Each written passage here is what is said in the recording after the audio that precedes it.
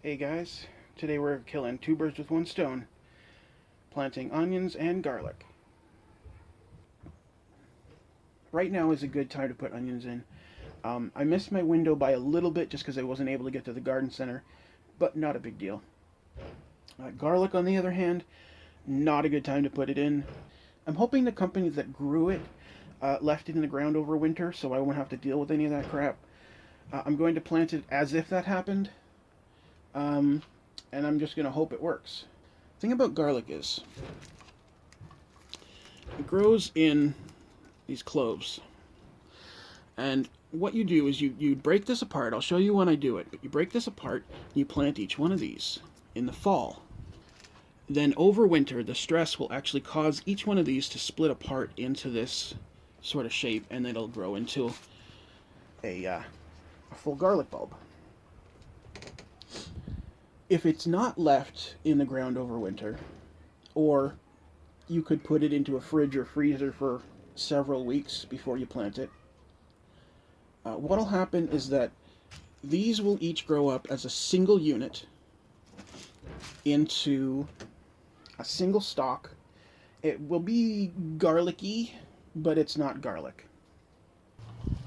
So the lighting's not so great. If you can see it, I've made two troughs through here.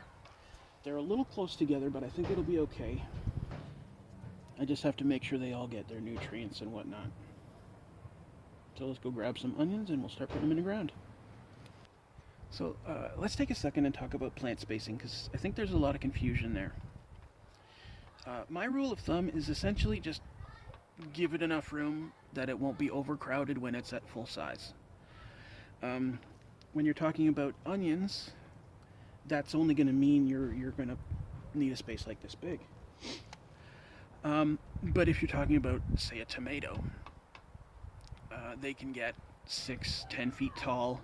If you prune them properly, they don't get really big around.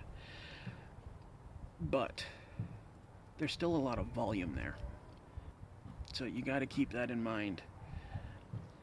A volume of soil equal to 20 to 50% of your finished plant, I find, is a good number. Now let's get some onions in the ground. I'm just using this guy here. It's nothing special, just as a length to put them approximately the right distance apart. I'm not actually going to put them into the ground. I'm putting them on the ground, and then I'm going to cover them over again. And another quick note, these do have an up and down. You don't plant them upside down.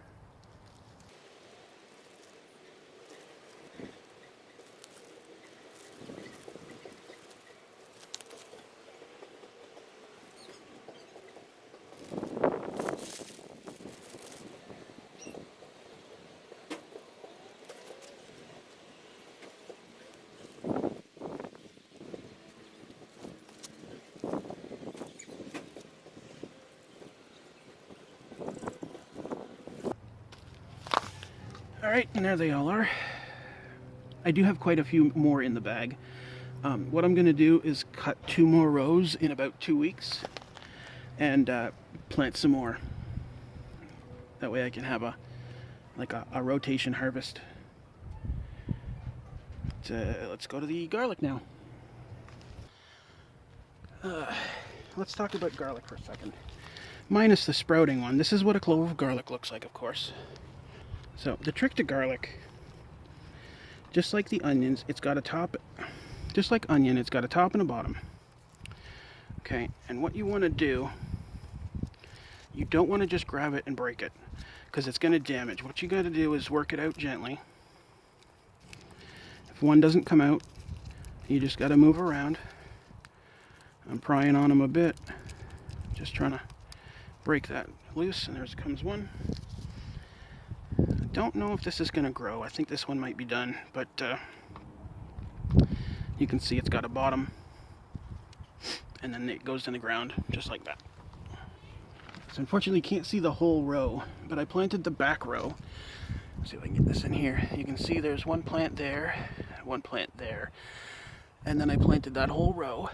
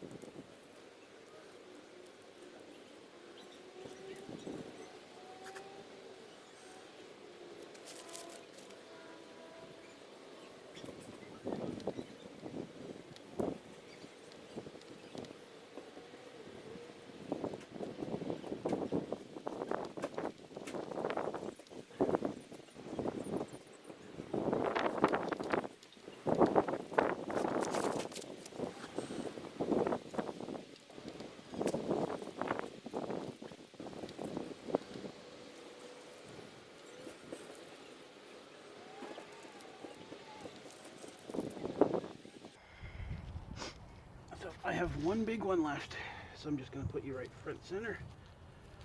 Dig a hole first.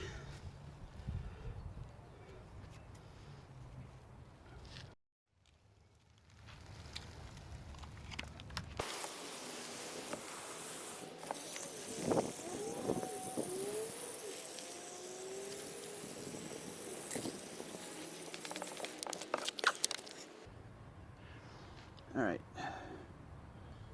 And all I got to do is push the mounds over.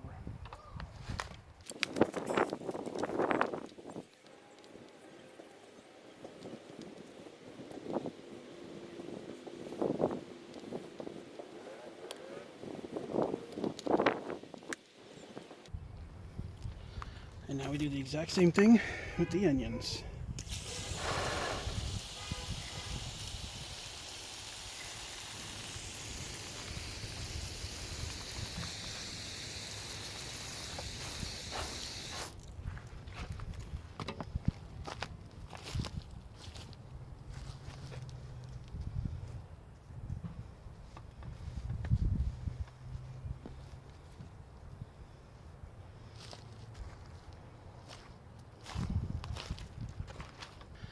And I'm just going to give these one more water, and I'm done.